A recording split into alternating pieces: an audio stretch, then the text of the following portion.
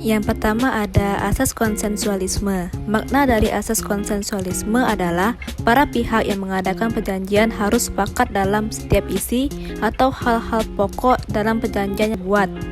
Asas konsensualisme tersirat dalam salah satu syarat sah perjanjian berdasarkan KUH Perdata. Pada pasal 1320 KUH Perdata menerangkan bahwa supaya terjadi persetujuan yang sah, perlu dipenuhi 4 syarat. Yang pertama, kesepakatan mereka yang mengikatkan dirinya. Yang kedua, kecakapan untuk membuat suatu perikatan. Yang ketiga, suatu pokok persoalan tertentu. Yang keempat, suatu sebab yang tidak terlarang. Yang kedua, asas kebebasan berkontrak. Kebebasan berkontrak tersirat dalam pasal 1338 KUH Perdata yang menerangkan bahwa semua persetujuan atau perjanjian yang dibuat sesuai dengan undang-undang berlaku sebagai undang-undang bagi mereka yang membuatnya.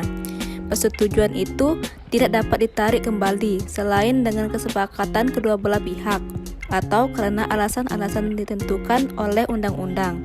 Persetujuan harus dilaksanakan dengan itikat baik. Yang ketiga, asas pacta sunt servanda. Diterjemahkan dari bahasa Latin, pacta sunt servanda berarti janji harus ditepati. Asas pacta sunt servanda adalah asas atau prinsip dasar dalam sistem hukum civil law yang dalam perkembangannya diadopsi dalam hukum internasional.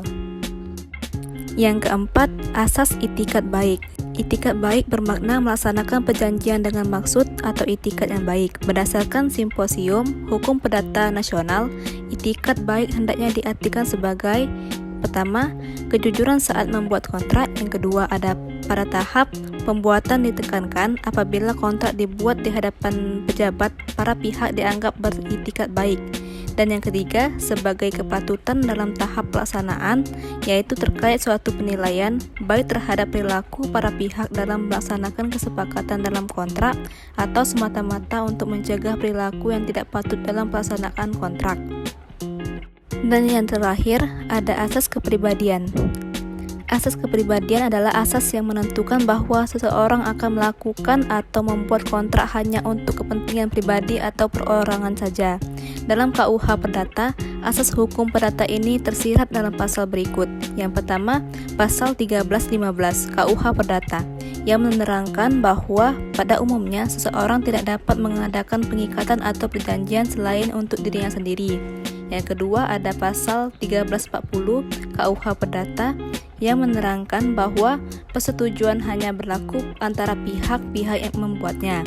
Persetujuan tidak dapat merugikan pihak ketiga. Persetujuan tidak dapat memberi keuntungan kepada pihak ketiga selain dalam hal yang ditentukan.